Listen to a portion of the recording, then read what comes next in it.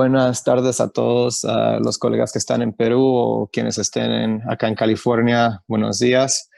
Mi nombre es David Martín y soy un médico emergenciólogo acá en los Estados Unidos, en Oakland.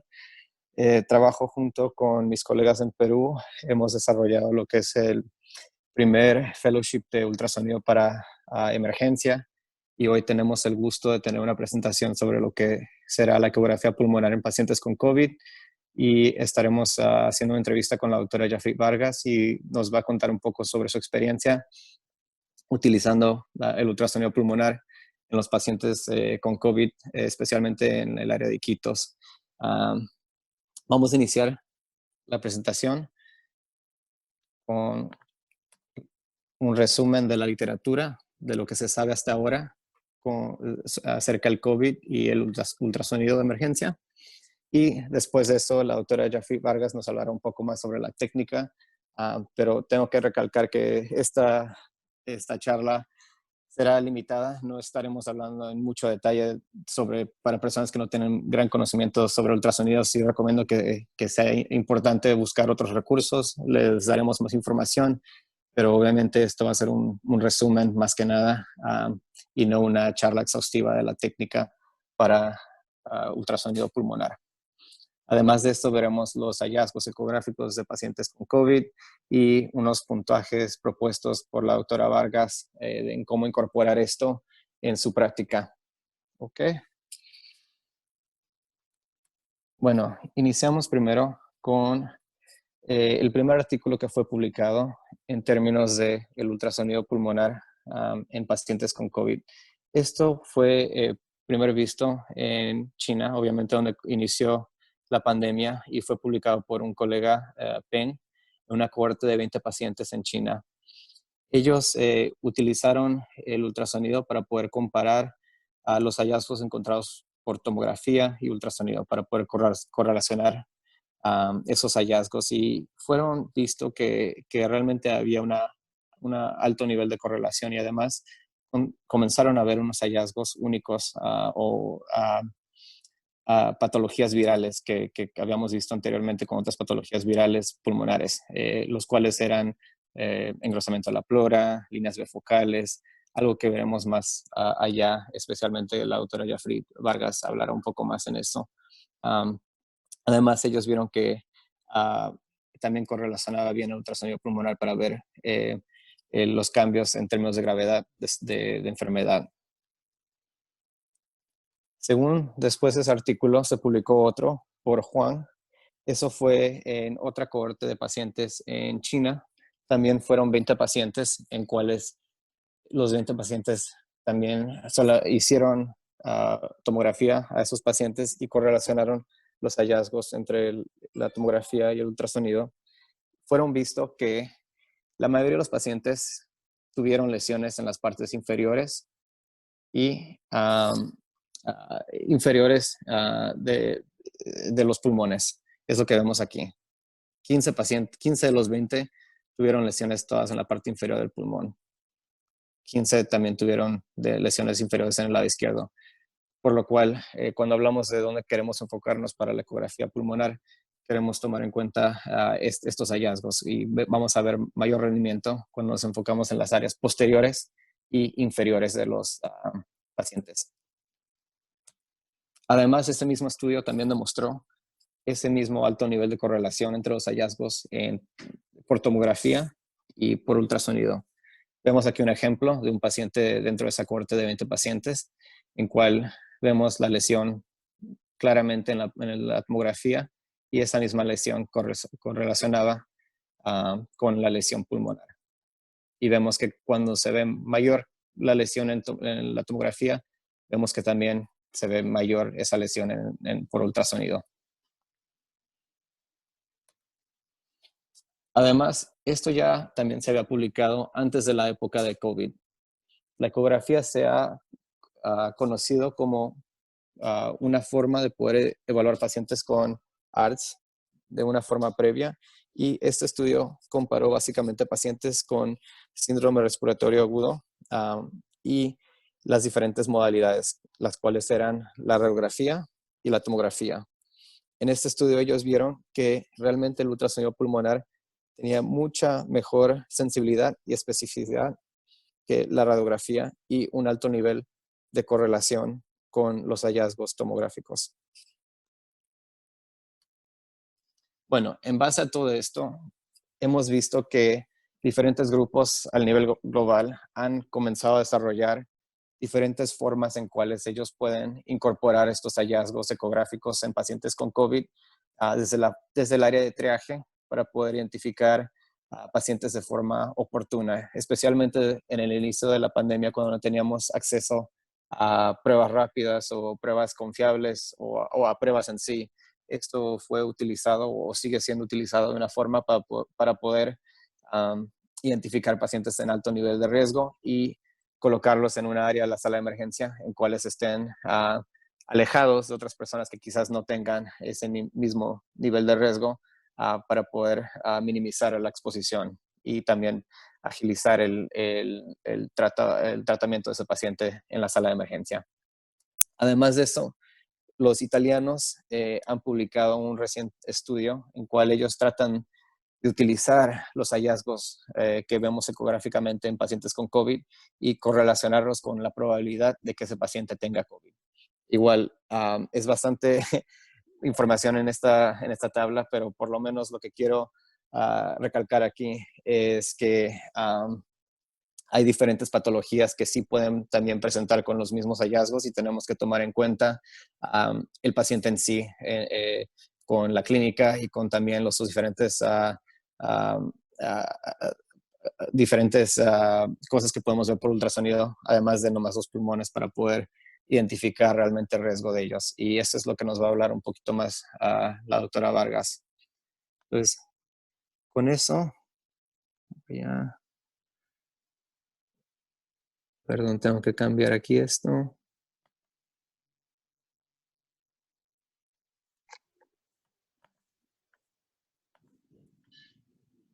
Ok, entonces, como estaba diciendo, la charla de hoy no va a ser exhaustiva en términos de toda la técnica en sí para poder hacer ultrasonido pulmonar, pero creo que hay otros recursos, por lo menos en el mundo en inglés existen varios. En español no tenemos tantos recursos, pero próximamente esperemos que a través de la organización con cual estamos presentando esto, Ondas de Latinoamérica, a través de esa página web tendremos más de estos recursos ya en español para ustedes también. Bueno, quiero ahora presentarles a la doctora Jafri Vargas de Iquitos, quien nos va a completar el resto de la presentación. Al final haremos una entrevista con ella y tendremos un espacio para poder hacer preguntas sobre todo lo que ella nos va a presentar. Ok, doctora Vargas. Sí, gracias David. Buenas tardes con todos. Bueno, como ya les mencionó el doctor David, la charla no va a ser una charla de ultrasonido básico, sino es para aquellas personas que ya tienen un poco de conocimiento en cuanto a ultrasonografía pulmonar y cómo esto nos podría ayudar en el desarrollo de la práctica diaria, ya que estamos en una pandemia.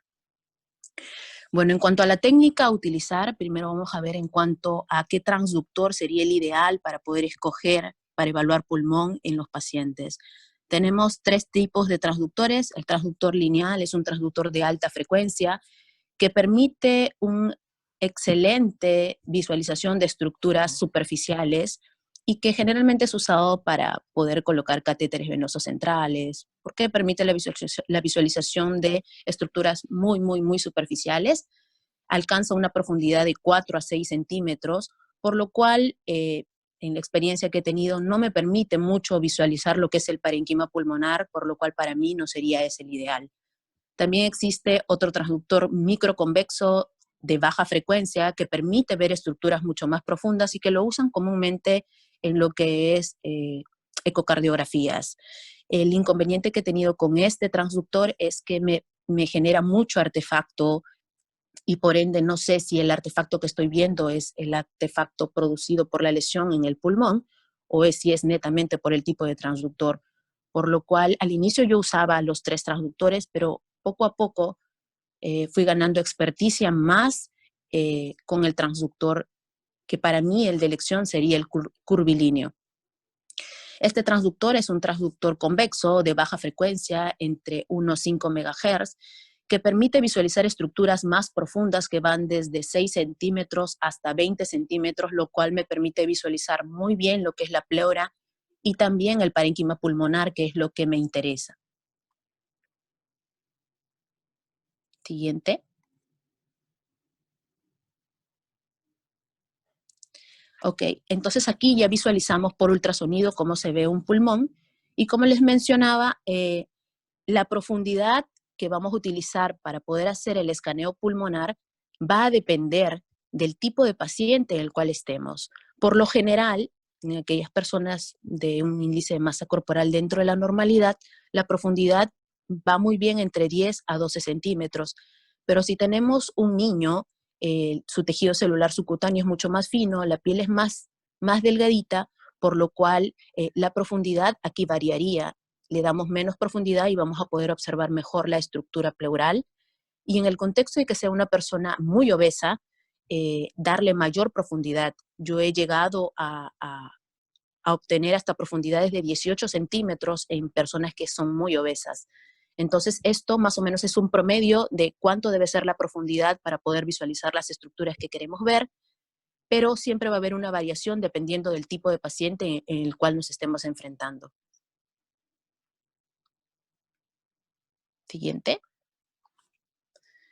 Ok, en cuanto a la posición del transductor, la posición de la sonda debe ir en sentido longitudinal y perpendicular a los espacios intercostales, y ahí los vamos a encontrar de acuerdo a orden de profundidad en ciertas estructuras que se van a visualizar en imágenes posteriores.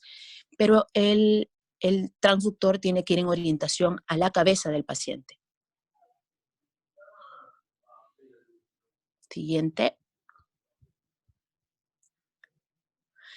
Ahora, cuando nosotros vemos en la imagen anterior que está longitudinal, si por A o B al momento de visualizar la pleura comenzamos a ver una alteración a nivel pleural, una forma que nos podría ayudar a observar mejor y que no se vea empañado por las costillas, es rotar el transductor en sentido antihorario en 90 grados para poder visualizar mucho mejor lo que es la estructura pleural. Siguiente.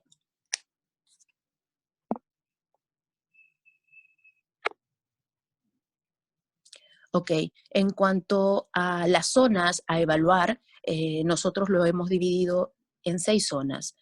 La zona anterior, la zona lateral y la zona posterior.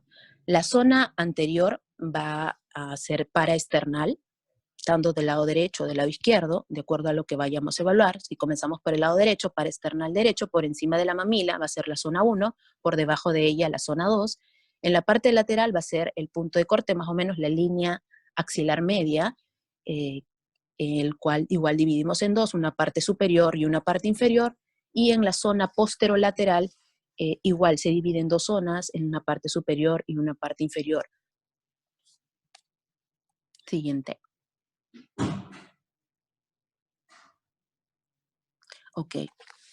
Cuando a lo largo de los años o por muchos años se pensaba que la ecografía pulmonar estaba limitada solamente al estudio de fusiones, ya que los huesos del tórax y el propio aire que normalmente hay en los pulmones distorsionan la propagación de las ondas del ultrasonido. Pero esto que tradicionalmente se consideraba que el pulmón, bueno, es un órgano aireado y por lo tanto no se podía estudiar por ecografía, ya ha cambiado en los últimos años y se ha visto que la ecografía pulmonar netamente se basa en la interpretación de artefactos, dado que el pulmón normal no se pueden ver ninguna estructura.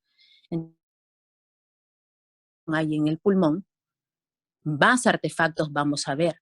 Entonces, de tener un pulmón normal, como ven en la imagen hacia el lado izquierdo, que es más negrito, vamos a ver que cuando mayor compromiso pulmonar hay, más artefactos se van a generar y por ende va a variar la densidad de las imágenes por ecografía, que pueden ser desde edema intersticial muy leve a edema intersticial severo, donde ya se ve casi blanco, o hasta la presencia de consolidados. Ahora, estos artefactos derivados de la reverberación de los haces del ultrasonido al chocar con el pulmón aireado, hace que se generen artefactos dinámicos y estáticos. Dentro de los artefactos estáticos está la línea A, que vienen a ser líneas hiperecogénicas horizontales paralelas a la línea pleural que se encuentran a distancia igual a la distancia entre la piel y la pleura, que si nosotros a esos le damos una profundidad, vamos a ver más líneas A, y que pueden ser catalogadas o nombradas de A1, A2, A3, A4, dependiendo de la profundidad que nosotros le demos para poder visualizar, y que eso forma parte normal de un pulmón. Siguiente. El siguiente artefacto que vamos a ver por ultrasonografía dinámico viene a ser lo que es la presencia del deslizamiento pleural. Nosotros vamos a ver aquí que cuando el paciente respira va a generar un movimiento. Ese movimiento pleural, ese roce que hay entre la pleura visceral y parietal, conocido como sliding pulmonar, deslizamiento pulmonar, se observa como un hormigueo en la línea pleural y que esta línea se va a desplazar con cada movimiento respiratorio, que eso forma parte de la normalidad.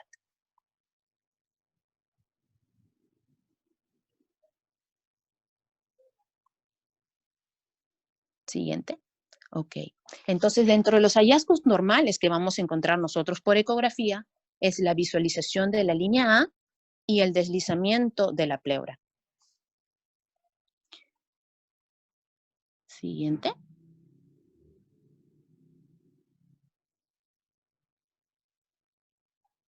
Ahora, enfocándonos ya más en lo que es en relación a la patología específica que vamos a hablar, que es COVID, vamos a ver distintos niveles en cuanto a severidad de la enfermedad.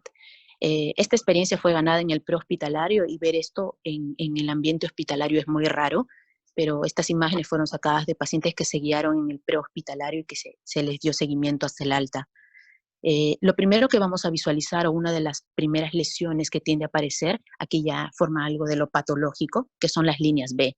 Las líneas B son líneas hiperecogénicas verticales que parten desde la pleura, borran la línea A de acuerdo a la severidad de esta y se alcanzan al final de la pantalla a modo de un láser, o también que puede ser llamada una línea de cometa. Aquí, en el contexto de COVID, podemos encontrar líneas B focales únicas y la presencia de líneas A, que todavía no se ha perdido lo que es la línea A, que es la parte normal de un pulmón, pero ya hay hallazgos de una línea B aislada o focal. Siguiente.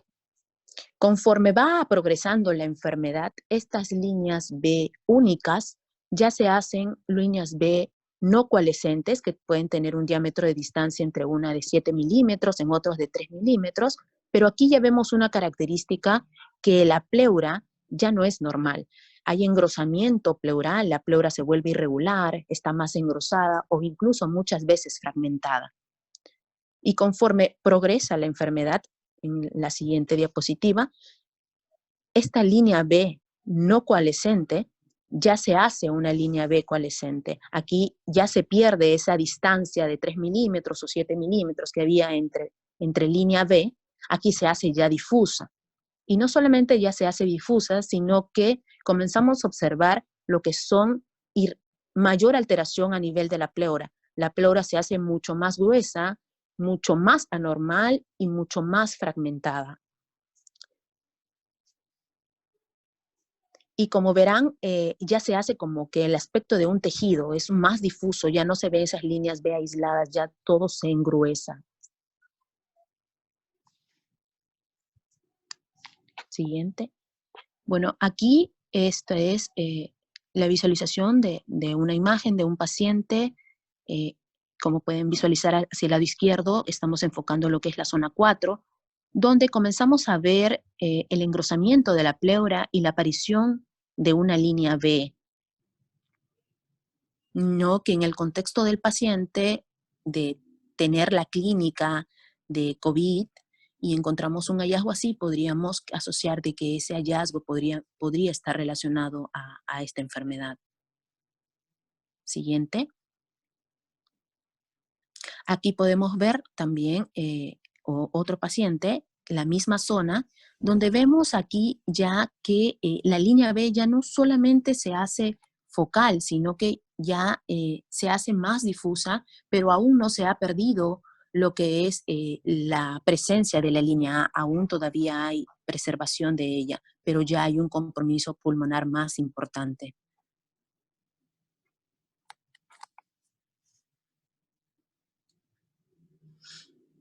Aquí ya estamos observando ya no la parte lateral del pulmón, sino en la parte posterior, en el cual observamos que las líneas B ya no son líneas B no coalescentes, sino que se hacen unas líneas B difusas. Y si ustedes pueden observar, ven cambios mucho más severos a nivel de la pleura. Aquí ya hay conformación de consolidados subpleurales y se ha perdido esa línea B o la distancia entre línea B que había en la anterior. Aquí ya se hizo todo difuso. Y este ya va en cuanto a mayor severidad por la patología. Esta es igual otra imagen en el cual se puede observar los consolidados subpleurales, ¿no? Difusos de estos pacientes. Y aquí, cuando nosotros vemos ver efusión pleural en un paciente COVID es muy raro. No he visto, incluso en muchos de los que han fallecido por COVID, pero si nosotros lo encontramos, hay que pensar que probablemente este paciente tuvo una comorbilidad de base, como por ejemplo insuficiencia cardíaca. Muchos de ellos ya tienen de por sí efusiones pleurales. Entonces no creo que sea asociada al virus, sino al compromiso crónico que ellos ya tenían de base. Y a lo máximo que he visto por COVID son hasta consolidados subpleurales.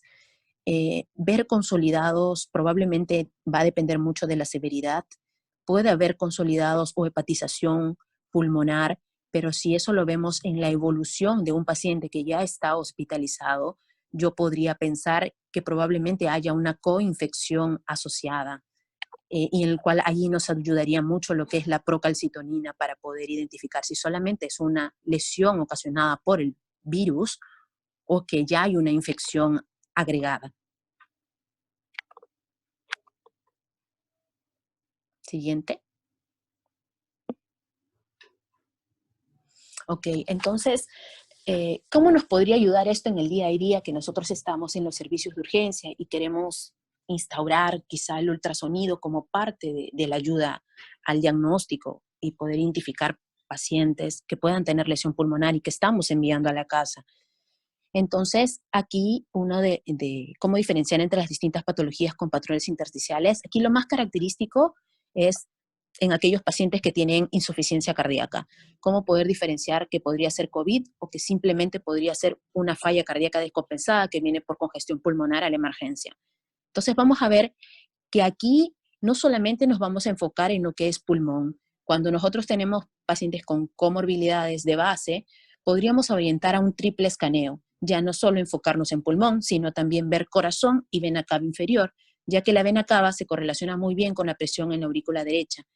Y en los pacientes con COVID, la mayoría de estos pacientes tiene una vena cava o dentro de lo normal o está depletada o colapsa. Entonces, si yo veo una función cardíaca, ok, con una vena cava que colapsa y encuentro líneas B heterogéneas, entonces me haría pensar más y con la clínica, porque aquí el diagnóstico es clínico, no es solo imagen, entonces me orientaría a que podría tratarse de un COVID-19.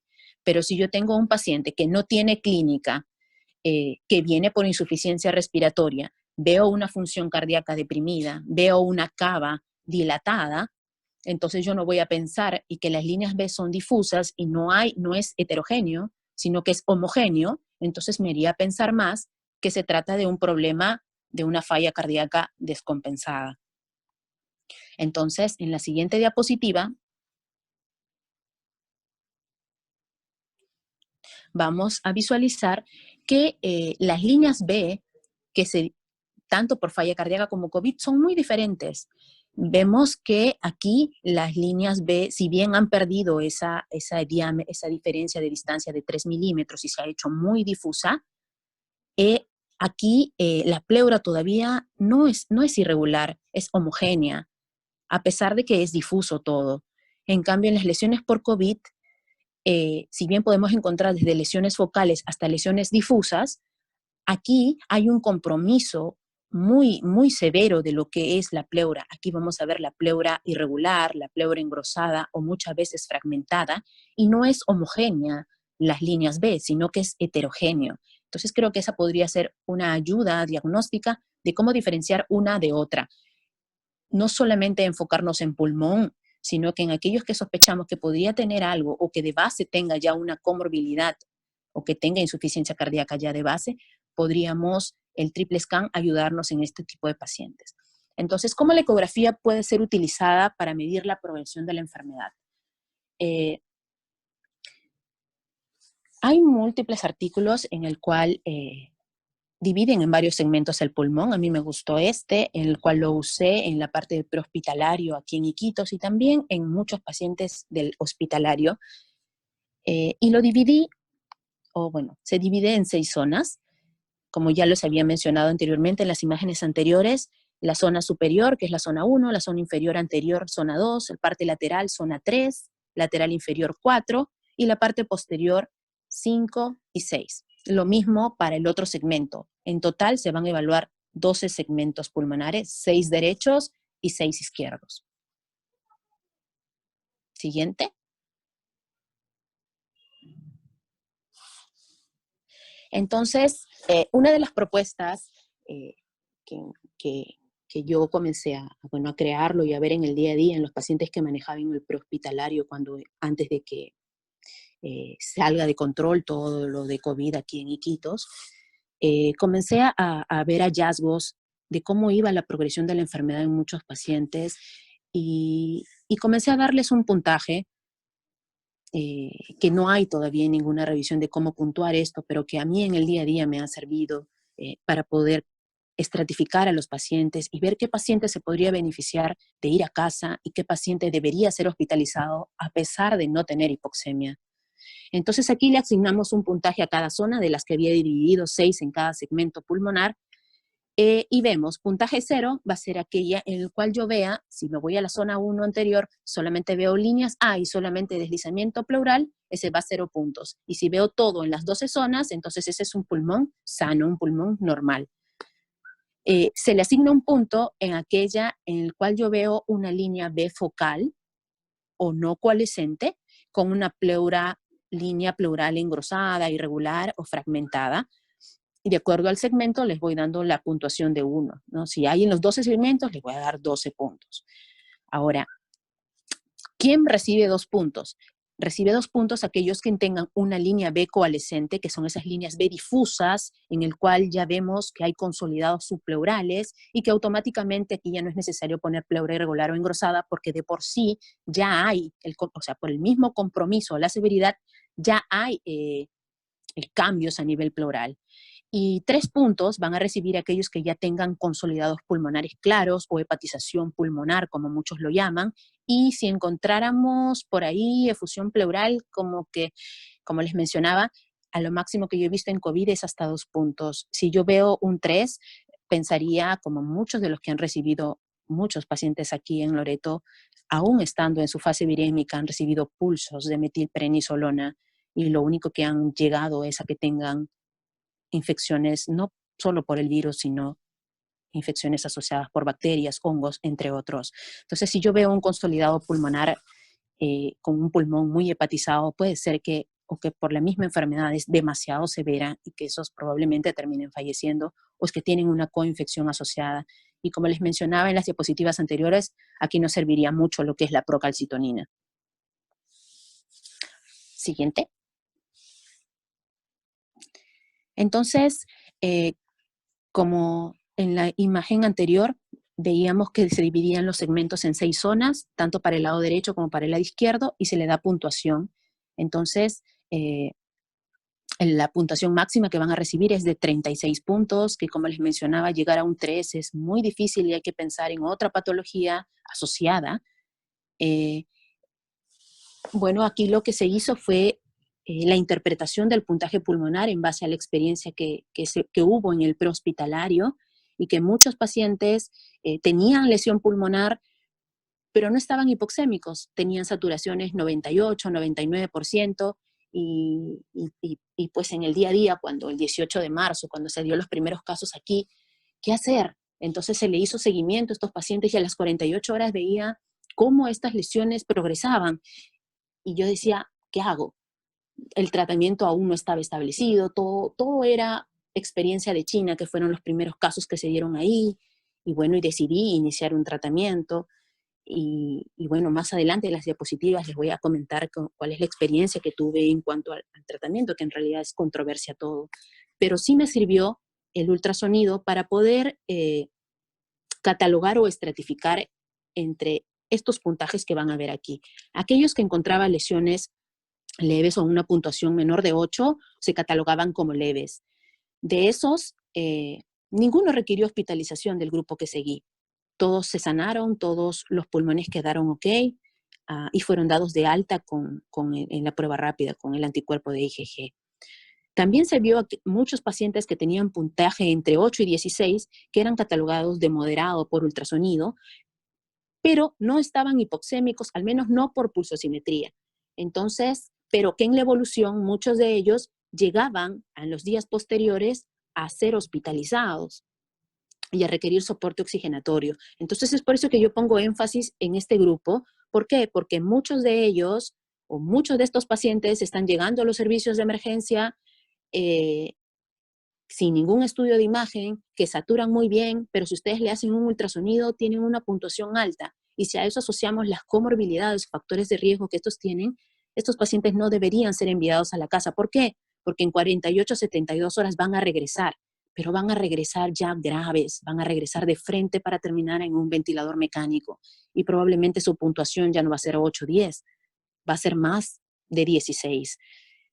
Y aquellos que tienen puntuación más de 20, pues su pronóstico es malo. Todos se mueren. Hagamos lo que hagamos, fallecen esos pacientes. Al menos de todos los pacientes que entraron a ventilación mecánica aquí en Loreto con puntuación más de 20 puntos, ni uno ha sobrevivido. No sé cómo es la experiencia que puedan tener en otras ciudades, pero aquí el compromiso de 20 puntos, hay compromiso pulmonar de más del 60%. Siguiente. Esta es una ecografía de una paciente de 31 años que su padre falleció por COVID, no sabía que era COVID, fue muchas veces a los servicios de emergencia de muchos hospitales de aquí de Loreto. Inicialmente aquí la desventaja que tenemos con otras ciudades es que no toda fiebre aquí o no todo problema respiratorio es COVID. Aquí tenemos mucha leptospira, mucho dengue.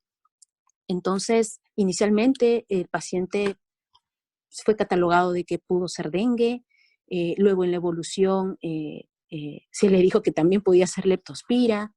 Finalmente el paciente, después de ir 3 veces a un servicio de urgencia, terminó yendo por 4ª vez, pero esta vez ya en insuficiencia respiratoria, terminó en un ventilador mecánico. Post ventilación mecánica se le hace la prueba y sale que era COVID. Pues este no es el caso del paciente, pero es de la hija del paciente, que este paciente no sabía que tenía la infección por el virus, infectó a toda su familia, su esposa también se hospitalizó, no falleció la esposa, y esta es la hija que yo voy a visitarla en las visitas domiciliarias que hacía por medio de salud, en el cual le encuentro lesiones pulmonares y ella saturaba 98%, eran lesiones, líneas B difusas, también encontré líneas B focales, pero me llamó más la atención esta zona, la zona 6, donde encontraba líneas B difusas. Yo le di a ella una puntuación en total de 6 puntos tenía. Le inicié tratamiento, que también es controversia en muchos lugares a la actualidad, que inicia tratamiento el mismo día que le hago la lesión. Ya era ella el paciente número 20 que veía con lesiones pulmonares y ya tenía más o menos el seguimiento de los otros pacientes, cómo respondían al tratamiento. Y lo que me gustó del ultrasonido es que es dinámico y me permite ver la progresión de la enfermedad o el estancamiento de la enfermedad e incluso muchos de ellos la recuperación. Para el 2 de abril, una vez iniciado el tratamiento, que aquí, inicié con hidroxicloroquina, citromicina, que era la evidencia en ese momento más fuerte, veo cómo el 2 de abril las lesiones que eran muy difusas se hacen más focales, y para el día 8 de abril esa lesión desaparece. Ya hay un tejido pulmonar normal, por ahí una línea B muy tenue que tiende a aparecer, pero ya esa línea A que se había perdido en las anteriores imágenes ya se comienza a visualizar. Para el día 15 de abril a la paciente ya se le da el alta con anticuerpos de IgG. Si yo me pongo a pensar y digo, probablemente su padre también pasó por esta etapa, siguió la progresión de la enfermedad, pero nunca tuvo un diagnóstico. Y si lo hubiésemos diagnosticado tempranamente, probablemente no hubiese llegado a esas fases. Y bueno, su hija está actualmente viva, su madre viva, su hermano vivo. Y otra característica es, como les mencionaba en Facebook, que yo suelo publicar, era que no todos hacen lesión pulmonar. El hijo o el hermano de ella nunca hizo lesión pulmonar y también tuvo el virus. Por eso aquí es importante el seguimiento de los pacientes, no solamente basarnos en una prueba rápida y decir, ya doy este tratamiento, no. ¿Por qué? Porque dentro de la experiencia que se ganó en el prehospitalario, seguía 72 pacientes que hasta ese momento eran los pacientes que eran de salud y que salían positivos. De esos 72 pacientes seguidos, solamente se encontró lesión pulmonar en 18 pacientes, que fueron los únicos que recibieron el tratamiento. Los demás se les hizo seguimiento cada 3, cada 4 días y nunca hicieron lesión pulmonar. Todos al alta salieron con IgG. Pero ¿qué pasó con aquellos pacientes que tenían lesiones pulmonares y recibieron el tratamiento? Todos se recuperaron. Ninguno terminó en una unidad de cuidados intensivos. Y el tiempo promedio en el cual comenzaron a aparecer las lesiones fue de 8 días. Entonces, el promedio en el cual, si yo quiero sacar un estudio de imagen a una persona en el cual pueda detectar lesiones por el virus, más o menos el promedio va entre 8 a 10 días. En aquellos pacientes que tengan ya la primera semana y no veo una lesión pulmonar, no me quedo ahí. Le repito el ultrasonido en 5 o 7 días más. Si en 5 o 7 días no encuentro lesión pulmonar, la probabilidad de que ese paciente me haga lesión pulmonar es muy baja. Y esos pacientes solamente requieren tratamiento sintomático. O bueno, ahora que dan ivermectina dentro de parte del protocolo para disminuir carga viral, pero ya no reciben otras drogas que pueden interaccionar, sobre todo en aquellos pacientes que tienen tantas comorbilidades, que tienen polifarmacia, y agregar 2 drogas que pueden influir en cuanto a eventos cardíacos adversos, hay que tener un poco de cuidado. La terapia no es una receta como de cocina que a todo el mundo se le da lo que se me ocurre, no. El paciente se individualiza, el paciente es único. Este es un arte, la medicina es un arte y no todos deben ser tratados de la misma forma. Bueno, este es el flujograma de manejo para COVID que lo fui creando, lo fui perfeccionando conforme iban saliendo evidencias y conforme en el día a día iba viendo pacientes. Inicialmente, todos los pacientes que les mencioné en la diapositiva anterior eran PCR positivos. También vi pacientes con prueba rápida, pero llegó un punto en el cual la prueba rápida, su sensibilidad es muy baja y me detecta la enfermedad cuando el paciente ya está entre la tercera y cuarta semana. O sea, cuando ya están saliendo. Tenía ese problema de que cuando teníamos pacientes que llegaban al servicio de urgencia y tenían una semana de enfermedad y les hacía la prueba rápida, salían negativos, no señor, usted no tiene la enfermedad, se iban a su casa. Eran los primeros casos que comenzaron a aparecer en Iquitos. No tiene la enfermedad, esos mismos pacientes regresaban en 3, 4 días, les volvían a hacer la prueba, seguía saliendo negativo, pero ya por imagen tenían compromiso pulmonar, venían en insuficiencia respiratoria y requerían hospitalizarse. Se les hacía el hisopado o la prueba de PCR y resultaba que tenían COVID. Entonces yo me ponía a pensar y decía, ¿de qué forma se podría ayudar a estos pacientes que llegan al servicio de emergencia, que sabemos que nuestras pruebas no son al 100% seguras, que siempre va a haber un margen de error? ¿Cómo poder captar a más personas? Entonces es aquí donde yo encuentro, y que para mí me parece que debería ser usado a nivel mundial, es el ultrasonido pulmonar.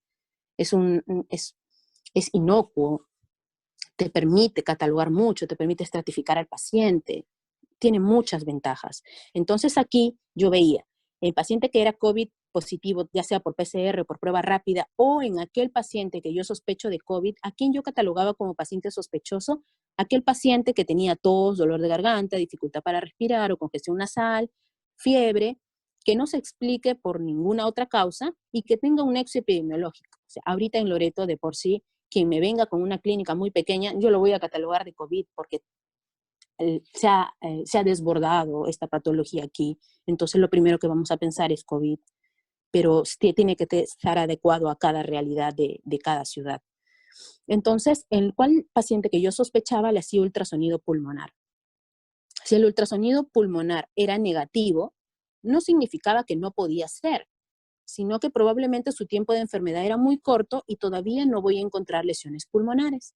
Por ende, ¿qué hacía? A este paciente lo ponía en el eslabón de poner una droga que al parecer disminuye la carga viral y le hacía un control ecográfico en 5 días. Si en 5 días se encontraba o el ultrasonido se volvía positivo, catalogaba en qué estado estaba el paciente. Si estaba estable, su frecuencia respiratoria era regular, su saturación no era menor de 93 o el puntaje ecográfico era menor de 8, ese podría irse a la casa.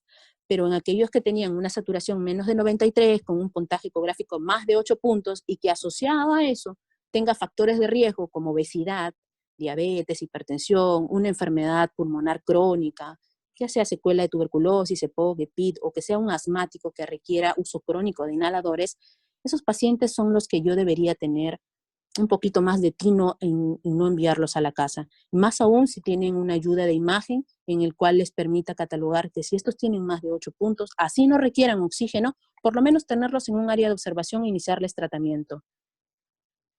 Si esos en 72 horas no hay progresión de lesión, le doy el alta con tranquilidad porque sé que no se van a complicar. Pero muchos de ellos probablemente sí van a requerir soporte oxigenatorio y no es mejor mandarlos a la casa, sino tenerlos en una observación, que sea un área que no requiere oxígeno. Y en aquellos pacientes pues, que no cumplían ninguno de estos criterios de hospitalización, entonces les daba tratamiento de hidroxicloroquina, citromicina y también recibían ivermectina y les hacía un control ecográfico en 72 horas. Si veía que no había progresión de lesión, completaban su tratamiento y les seguía hasta el alta, hasta ser dados de alta con su prueba rápida, ¿no? Que tengan el anticuerpo contra el virus.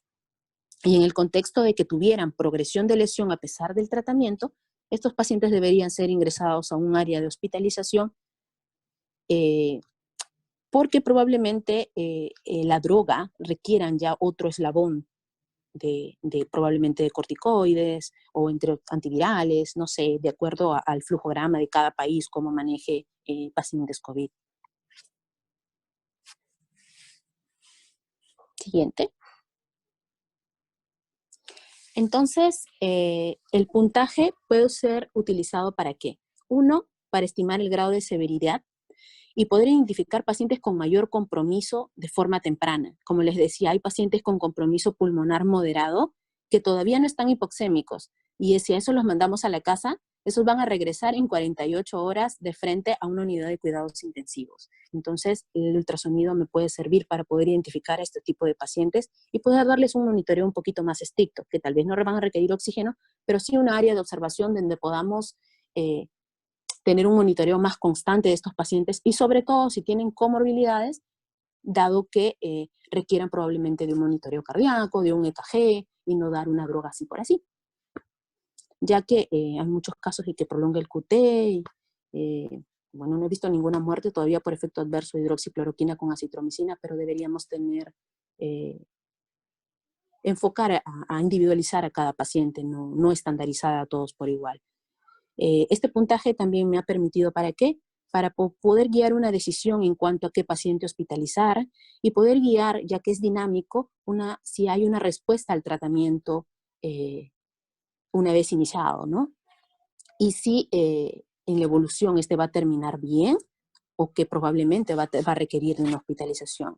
Recuerden que mientras más temprano nosotros encontremos lesiones y tratemos, la probabilidad de que ese paciente termine en una UCI es muy, muy, muy baja.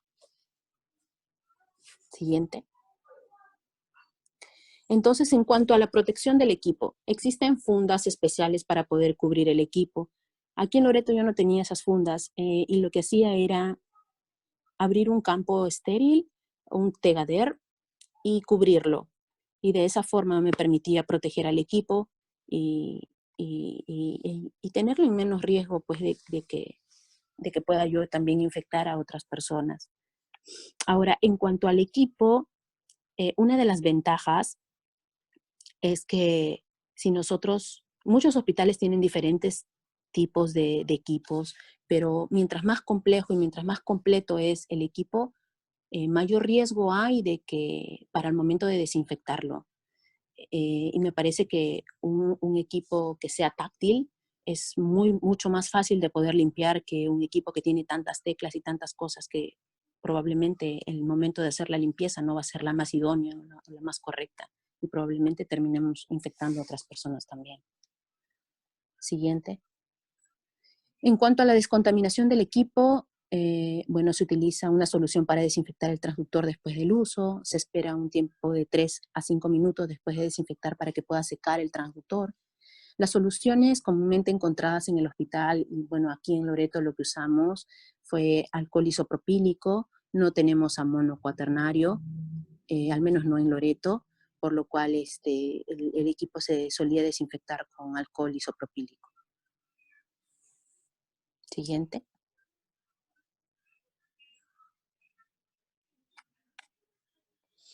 Ahora, como toda prueba, siempre va a tener alguna limitación.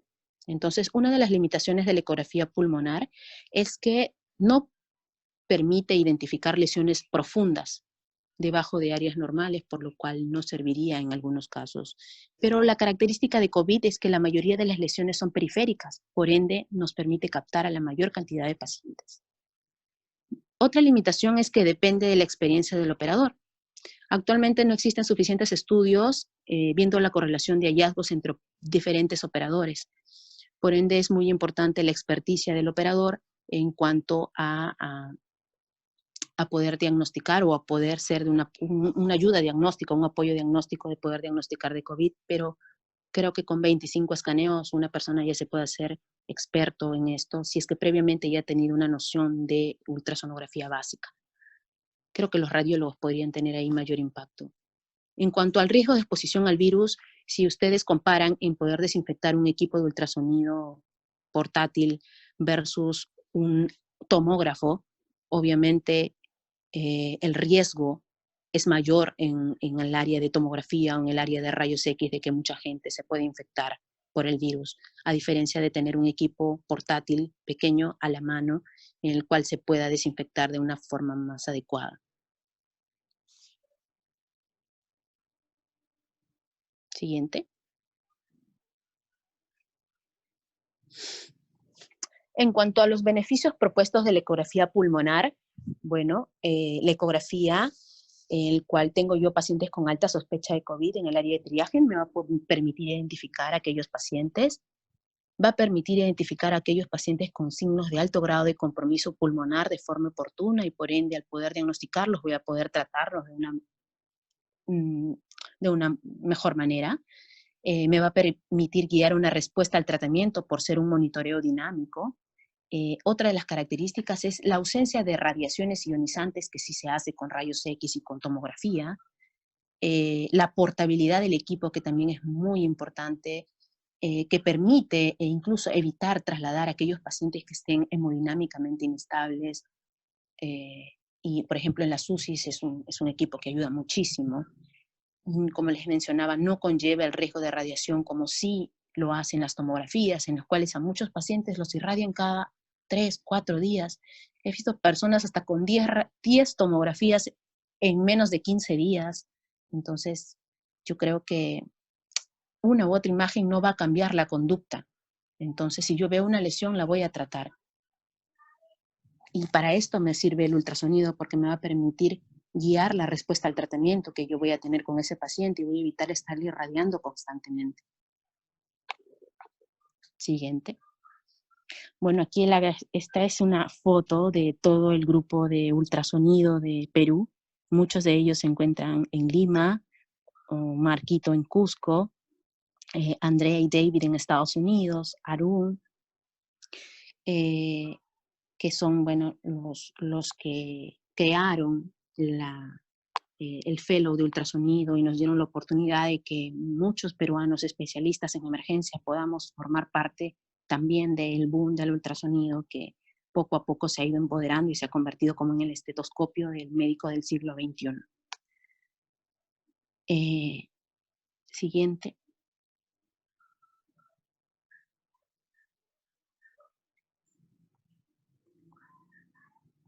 Y el siguiente agradecimiento por lo cual se creó esto fue para, en memoria a todos los médicos de Loreto que estuvieron en primera línea luchando contra el COVID y lamentablemente perdieron su vida.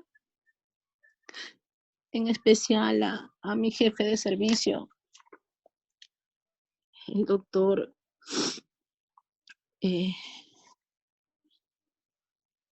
discúlpenme que se me salgan las lágrimas, pero tengo sentimientos encontrados. El doctor Jara, que era el jefe de servicio de emergencia, y muchos médicos en general de Loreto que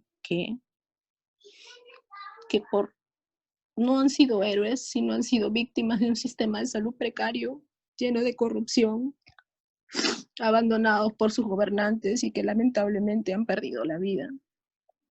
Como el doctor César Jara, que es un médico internista, que era jefe del servicio de emergencia, era el jefe también de COVID, de emergencia aquí en Salud Loreto, y que lamentablemente pues perdió la vida.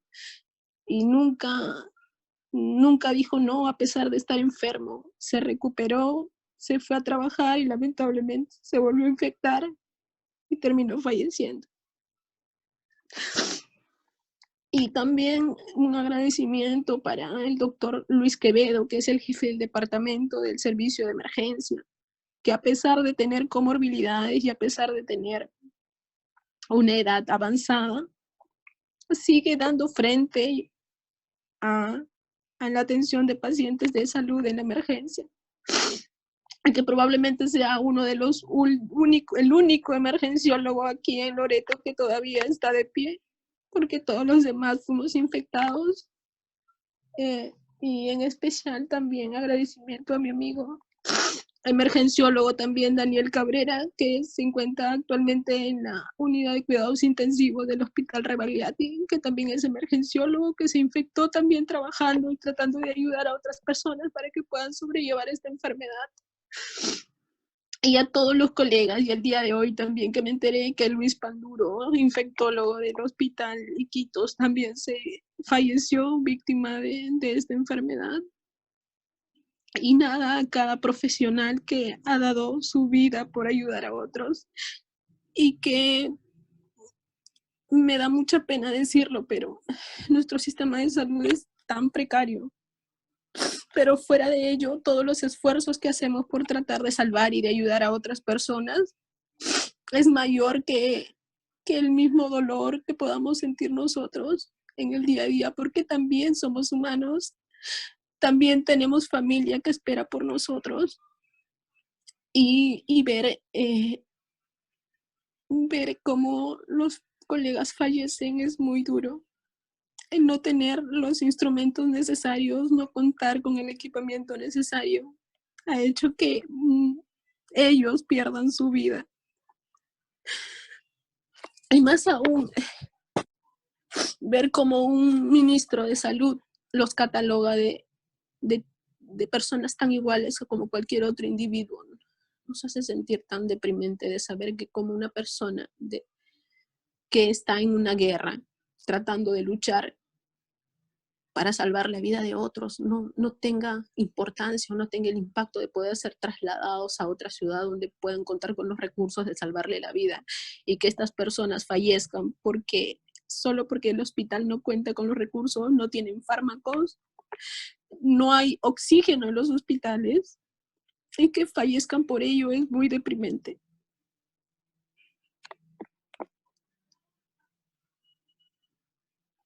Siguiente.